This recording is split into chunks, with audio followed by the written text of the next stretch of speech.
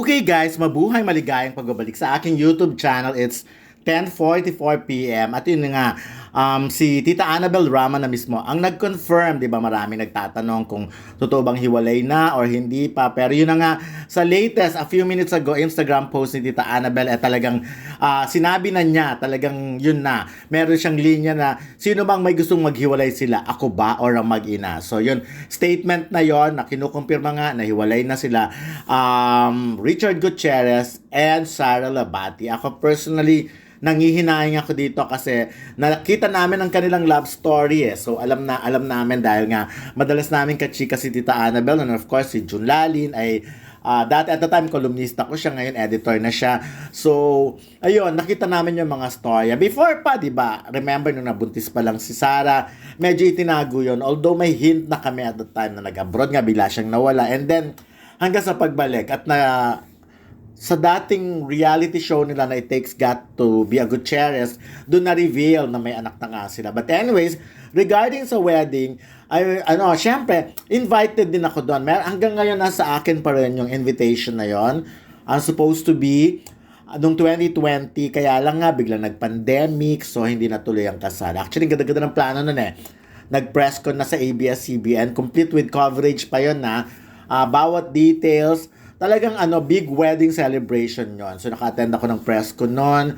Kaya lang nga, biglang nag-pandemic, so wala. Pero, nilaban pa rin nila Richard at Sara. Talagang nagpakasal pa rin sila. So, yun nga lang, small na lang. Sa West na lang talaga. Or sa Judge or sa, doon na lang ginawa. Hindi na muna yung big wedding. But of course, the last time na nakausap ko si Sara, parang sa isang event, sa isang endorsement, ayun, laging ganun pinag-uusapan pa rin, pag-uusapan. Ganon din naman si Richard Gutierrez nung nakausap namin recently. Pero anyways, so hindi na tayo sure kung matutuloy pa ba yun, lalo na sinasabi nga ni Tita Annabel na, ayun nahiwalay na yung dalawa at matagal na nakatira sa kanya si Richard Gutierrez. But anyways, eto ang kakapost lang niya sa kanyang Facebook, Instagram, and I'm not sure sa Twitter or sa X. But anyways, itong kuha to sa birthday celebration ni Tita Annabel last November.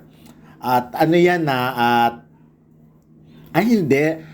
Pa lang. Naku, nakalimutan ko. Basta, ayun, kuha yan. At wala na dun si Sara Labati, di ba? Si Richard Gutierrez lang nandun. Very early dumating si Richard. Tapos sa lahat ng family at sa lahat naman ng mga event, nagugulat lang ako kasi before, medyo nagla-like pa sila Rufa, yung mga ganun sa mga post ni Sara or nagko-comment pa doon. Pero ngayon nakita natin parang may total dead man na. But anyways, etong chika ni Tita Annabel, mga chismosang marites. Tigilan niyo ang gumawa ng maling kwento. Lahat ng lumabas sa social media is all fake news. Huwag niyo nang dagdagan ng mga maling balita. Malalaman niyo rin ang katotohanan in due time. Baka masyak kayo at hindi na akong lalabas na kontrabida. Malalaman nyo kung sino ang walang hiya na kontrabida. Mali ang bintang nyo sa akin. Sino ba ang may gustong maghiwalay sila? Ako ba? Or ang mag-ina? Huwag nyong idiin sa akin ang nangyayari ngayon. Ako ang walang alam sa nangyari ang bilis. Nagulat na lang ako, biglang dumating ang nanay at tatay galing ibang bansa. Doon na nagumpisa ang malaking gulo. Huwag nyo ibagsak sa akin ang sisi. Kung hindi ako pinagbawalan ng lawyer na magsalita, mag-enjoy sana ang buong mundo sa sasabihin kung kwento. Gigil na akong isiwalat ang katotohanan sa pangyayari pero wala akong magawa. Abangan ang susunod na kabanata. Basta ako, ayaw ko silang maghiwalay. Dahil mahal ko ang mga apo ko. Yun naman talaga. Nakita ko rin naman talaga kung gaano kamahal ni Tita Annabel Rama ang kanyang mga apo. At hindi lang apo kay Richard, lahat ng mga apo. Siyempre, iba kasing usapan pag pag broken family, di ba? Pero, well, sana lang talaga. Kasi nakita ko rin naman kung gaano kachika si Tita Annabel at si Sara Labati, di ba? So, si Tita Annabel, and pag halimbawa sa mga press con, pag magkasama sila, si Tita Annabel ang nagsasabi kay Sara kung paano, ganyan, ganito. Pati yung kaseksihan ni Sara, lagi niyang pinupuri yung mga ganyan. Kaya lang nga, Well, abangan na lang natin kung ano pa mga susunod na mga kabanata. Mahirap manghula kung ano man. Although may idea na kami kung ano ba talaga rin kahit papaano ang nangyari.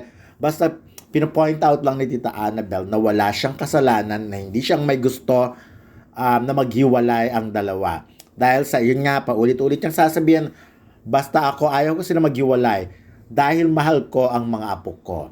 Ayun. So, ang pakiusap lang niya, wag niyong idiin sa akin ang nangyayari ngayon. Ako ang walang alam sa nangyari. Ang bilis, nagulat na lang ako. Biglang dumating ang nanay. So, may mga gano'n na siyang post. At kung titignan mo rin ang kanyang mga comment pag tinignan mo yung mga comment doon, ako, parang ano talaga, medyo affected ako, nanghihinayang din ako syempre. Pero, well, sino ba naman tayo para basta yan. So far pag binasa mo yung mga comment, kasi that's 20 minutes ago pa lang so limited na ang comment, so walang pwedeng makapag-comment doon. Pero sa Facebook ni Tita Annabel mababasa mo ang mga comments. So dun lang kapag titignan mo, eto lang sabi ng mga fanay. Eto, so far habang ginagawa ko to. So ito, she was asked, so sinagot niya, knowing Annabel Rama, very straightforward yan. Pigil pa yung sinabi niyang nagwawaldas. Sabi niya, only the Philippines kasi kahit ano ng paniniwalaan agad-agad. Eto pa, praying po para maayos pa ang lahat ng mga batang higit na apektado. Pasuyo, para narinig ko yung boses ni Madam Annabel habang binabasa ko ang statement. Eto, okay, gigil niyo ako So, ayun, mas marami pa rin ang nag-wish na sana magapan, di ba, makapag-usap. Kahit ako, yun pa rin ang gusto kong mangyari. Kasi si Richard napakabait na asawa kay Sara Labati. Nakita ko talaga